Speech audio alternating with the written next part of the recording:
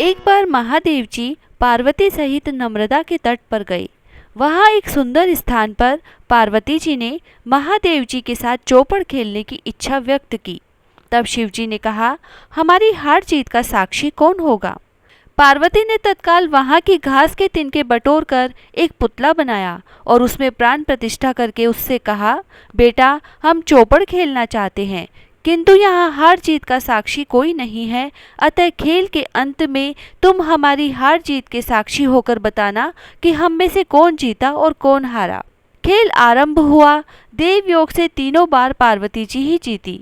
जब अंत में बालक से हार जीत का निर्णय कराया गया तो उसने महादेव जी को विजयी बताया। परिणाम स्वरूप पार्वती जी ने क्रुद्ध होकर उसे एक पांव से लंगड़ा होने और वहां के कीचड़ में पड़ा रहकर दुख भोगने का श्राप दे दिया। बालक ने विनम्रता पूर्वक कहा, माँ, मुझसे अज्ञानतावश ऐसा हो गया है। मैंने किसी कुटिलता या द्वेष के कारण ऐसा नहीं किया, मुझे क्षमा करें तथा श्राप से मुक्ति का उपाय बताएं। तब ममता रूपी माँ को उस पर दया आ गई और वे बोली, यहाँ नाग कन्याएं गणेश पूजन करने आएगी, उनके उपदेश से तुम गणेश व्रत करके मुझे प्राप्त करोगे। इतना कहकर वे कैलाश पर्वत पर चली गई। एक वर्ष बाद वहां श्रावण में नाग कन्याएं गणेश पूजन के लिए आई। नाग कन्याओं ने गणेश व्रत करके उस बालक को भी व्रत की विधि बताई। तत्पश्चात बालक ने 21 दिन तक श्री गणेश जी का व्रत किया। तब गणेश जी ने उसे दर्शन देकर कहा, मैं तुम्हारे व्रत से प्रसन्न हूँ, मनोवांछित वर मांगो। बालक बोला, भगवान, मेरे पाँव में इतनी शक्ति दे दो कि मैं कैलाश पर्वत पर अपने माता पिता के पास पहुँच सकूँ और वे मुझ पर प्रसन्न हो जाएं। गणेश जी तथास्तु कहकर अंतर्ध्यान हो गए। बालक भगवान शिव के चरणों में पहुँच गया। शिव जी ने उससे वहां तक पहुँचने के साधन के बारे में पूछा। तब बालक ने सारी कथा शिव जी को सुना दी। उधर उसी दिन से अप्रसन्न होकर पार्वती जी शिवजी से भी विमुख हो गई थी। तदुपरांत भगवान शंकर ने भी बालक की तरह 21 दिन पर्यंत श्री गणेश जी का व्रत किया, जिसके प्रभाव से पार्वती के मन में स्वयं महादेव जी से मिलने की इच्छा जागृत हुई। वे शीघ्र ही कैलाश पर्वत पर आ पहुंची। वहां पहुंचकर पार्वती जी ने शिवजी से पूछा, भगवान, आपने ऐसा कौन सा उपाय किया जिसके फल स्वरूप मैं आपके पास भागी भागी आ गई हूँ? शिवजी ने गणेश व्रत का इतिहास उनसे कह दिया।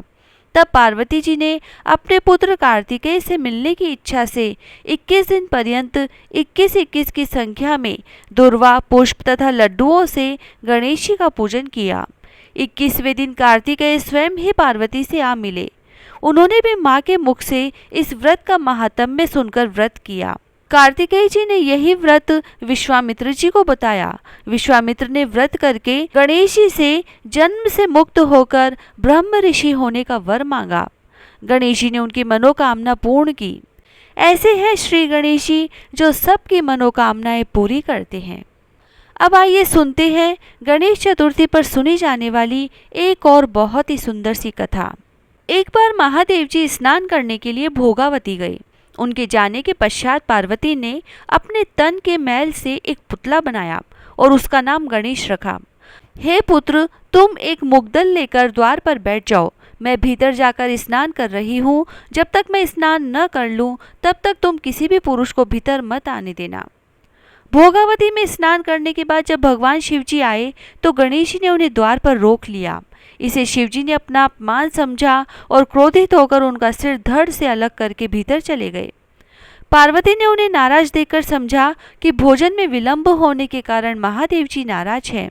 इसीलिए उन्होंने तत्काल 2 थालियों में भोजन परोसकर शिवजी को बुलाया।